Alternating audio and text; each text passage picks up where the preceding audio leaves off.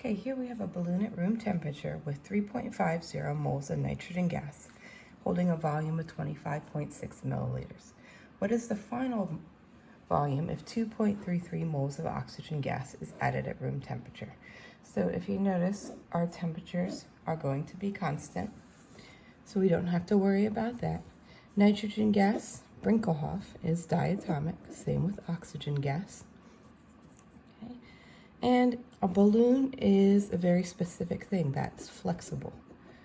So that means it can expand or contract as we're adding or taking out moles. So that's an important thing to remember when we're dealing with the variation between moles and volume.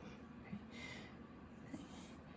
So we have moles of nitrogen,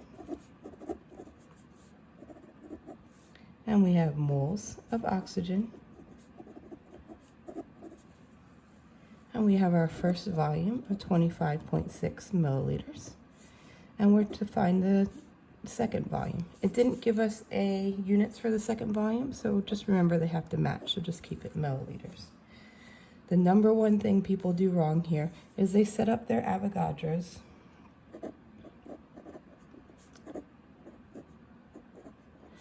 and remember to always say what law you are using. Avogadro's gas law. And when they set it up, they assume that N2 is going to just be the oxygen gas. But if we think about it, we have this container, and we put the N2 gas in there, and we added the O2. We didn't take out the N2. So both of those items are now in there. So this is really N2 plus N1 for our total volume, because they wanted to know what is the total volume. If they had just asked what is the volume of just the oxygen gas, then you could just have N2.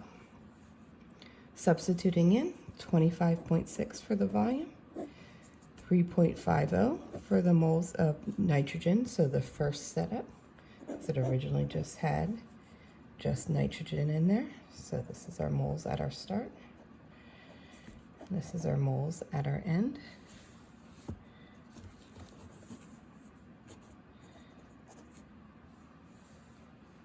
Start, end.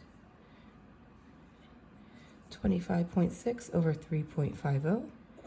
V2 is unknown. And 5.33, or 5.88. 5.83, I can't talk. Okay.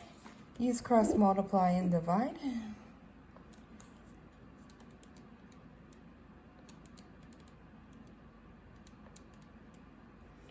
And 3 sig figs, 3 sig figs. Everything is in 3 sig figs, so my answer is in 3 sig figs.